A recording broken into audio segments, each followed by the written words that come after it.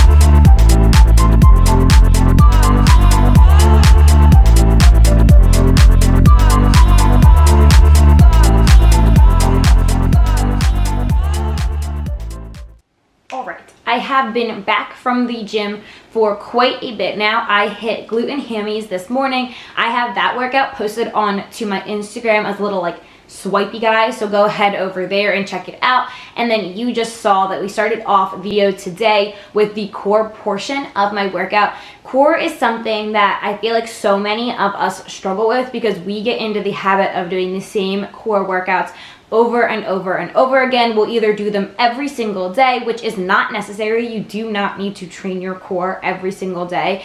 I would say train my core probably 4 times a week and more seriously take a solid like 5 to 10 minutes and work on various core exercises and just develop strengthening your core. Your core is a muscle and she needs rest just like the rest of them. So I started off this video today with the core workout that I did. Nice and short and simple. It literally takes me about 5 minutes every single day to do a little bit of core work, but I think it's so important because having a strong core, even though it is painful and it never gets easier. It never gets easier to train that core. It always hurts. You're always gonna shake.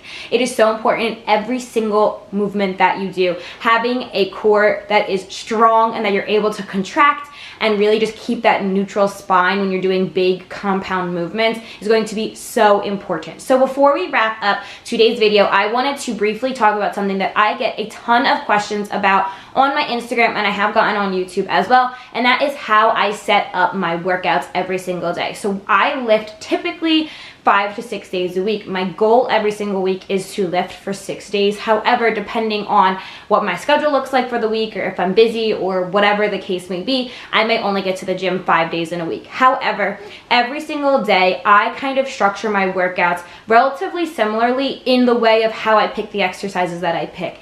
I typically start every single workout off that I do with some sort of cardio, whether it is on the Stairmaster or whether it's an incline walk on the treadmill. I take about 20 to 30 minutes in the beginning of every single workout to hop on some sort of cardio equipment. For me personally, I love doing cardio in the beginning. It gets me sweaty a little, it gets my heart rate up, it starts to just warm up my body. I have never been, even though I know I'm supposed to be, so don't yell at me, I have never really been the type of person that does a lot of dynamic stretching before I head into a lift. So for me, doing cardio exercises before I lift gives me that opportunity to kind of do those warm-up type activities while I'm walking on the treadmill, or just start to get my body warmed up while I'm walking on the treadmill or doing the Stairmaster. In my mind, that's kind of how I like to warm up, more than some of the dynamic motions. I still do some of them before I do super complex compound lifts, but for the most part, cardio is essentially my warm-up. I also really like it because for me, cardio is so good for me mentally. I always feel so great after I get a nice 15, 20, 30 minute cardio session in, just because I'm so sweaty. I feel like my mind is zen and I feel ready to attack the rest of my session. However, cardio is not by any means a necessity before every single lifting session. In fact, you don't have to do cardio at all, but if you are not doing cardio to start off your lifting, the dogs in my apartment complex clearly don't understand that I'm trying to film a video. If you are not starting off your session with some sort of cardio, then I would just recommend making sure you're doing dynamic stretches, dynamic movements, a lot of like jumping jacks, a lot of like hip opener exercises. Really open up your upper body so that way when you prepare for the rest of your lift, your body is warmed up and you are not going to injure yourself. You are also more than welcome to do cardio at the end of your workout if that's what you feel comfortable in. There's always a hot topic whether you should do cardio before or after you lift.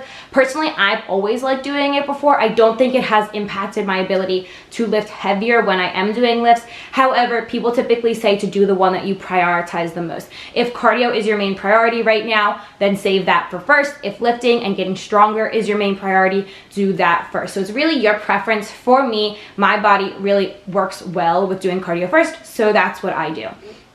As we head into the lifting session of my workout, I start off basically every single lift with some sort of compound or complex movement. What I mean by that is an exercise that for the most part I will never superset. I'll explain supersets in a hot minuto, but basically what that means is I just do that exercise by itself. So for example, on my leg days, I pretty much start out every single full leg day with barbell back squats. It's a compound and complex movement that I have been working on for a very long time. I'm trying to up my weight progressively in it, and it is also a very intense and very demanding exercise. So I leave that exercise by itself. I do anywhere from 3 to 4 sets of that exercise, and my rep range typically goes anywhere from 8 to 12 reps, depending on the amount of weight that I have on it. Sometimes, yeah, if I'm really loading up that bad boy, we may only hit 6 reps, but for the most part, my goal rep range is always 8 to 12 reps. Other examples of this are like if you're doing an intense overhead press, or bent over row, or deadlift, or hip thrust, or chest press. All of those are great examples of compound and complex movements that you're able to kind of leave by themselves if you choose to do so. Now, there is nothing wrong with supersetting those exercises and pairing it up with another exercise, but if you do so, I just wouldn't load that weight up as much because you are going to be taxing your body doing another exercise along with it. So in my mind, leaving it by itself and doing 3 or 4 sets of just that one exercise, I'm able to really go up in weight a little bit more. The rest of my workout is typically built around a lot of different, more simple or more isolation-based exercises. So while a squat works on basically every single muscle in your lower body, something like a hamstring curl is more focused on a particular body part, or something like a cable kickback is more focused on your glute and hamstring. Those are more isolation exercises, so it's really targeting all of those muscles that begin to get tired through doing that compound and complex movement. For the most part, none of my workouts really consist of more than 7 different exercises at the most. So if I am doing one exercise as my compound complex movement, and let's say it is barbell back squats like for a leg day, then at most I'll have 3 other supersets of other exercises. So 6 other exercises on top of my compound or complex movement. Anything more than that, your body is going to be so fatigued. There is no reason to push yourself more than 7 or 8 exercises.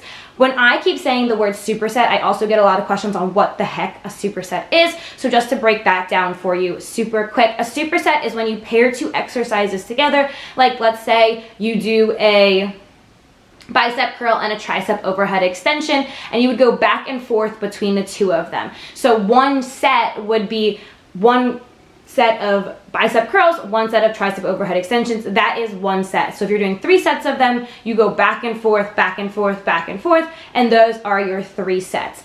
One of the reasons that I really like to incorporate supersets is, one, normally I don't want to be in the gym for like 2.5 hours. So when I am working with like an hour and a half max time, I really want to make sure I'm able to get the max amount of work in and really push my body. So pairing supersets together means you can get exercises in less amount of time. I also really like it because sometimes I'll pair exercises like bicep curl and tricep overhead extensions together, and then they work opposite muscle groups. So your biceps are in the front of your arm, your triceps are in the back of your arm. So through that superset, you are hitting both parts of that arm. So you're really fatiguing your body. So there are lots of different ways to pair them together. You can pair the same muscle group, opposite muscle groups, kind of whatever you want to do. And that way it can kind of build your workout that way. I really enjoy doing supersets because for me, it's a good way to get extra exercises in, but also challenge your body and take less rest time in between going from set to set to set. But there's nothing wrong with, if you're the type of person, you want to do 3 sets of one exercise and then 3 sets of the next exercise and so on. There's nothing wrong with structuring a workout that way. For me, supersets just work. And then typically I finish off 4 out of my 6 workouts with a nice core circuit. Sometimes I do sets and reps, sometimes I just do 5 minutes, do whatever you feel like in that time period related to core,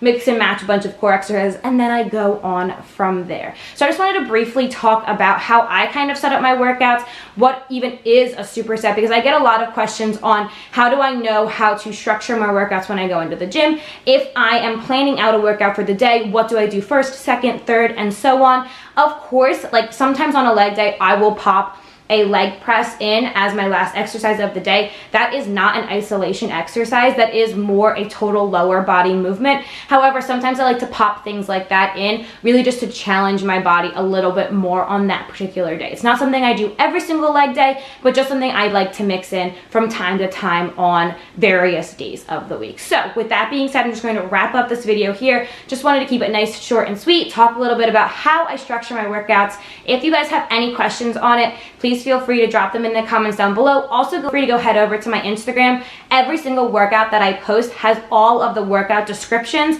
in the caption as well, so you'll be able to see a little bit more about how I set up my workouts, because every single workout is popped right there on my Instagram for you, which we love for us. So if you like this video and this core circuit, make sure you go ahead and give this video a big thumbs up. Y'all already know it supports my channel. If you haven't already, make sure you subscribe and hit that bell notification so you never miss another video that I post.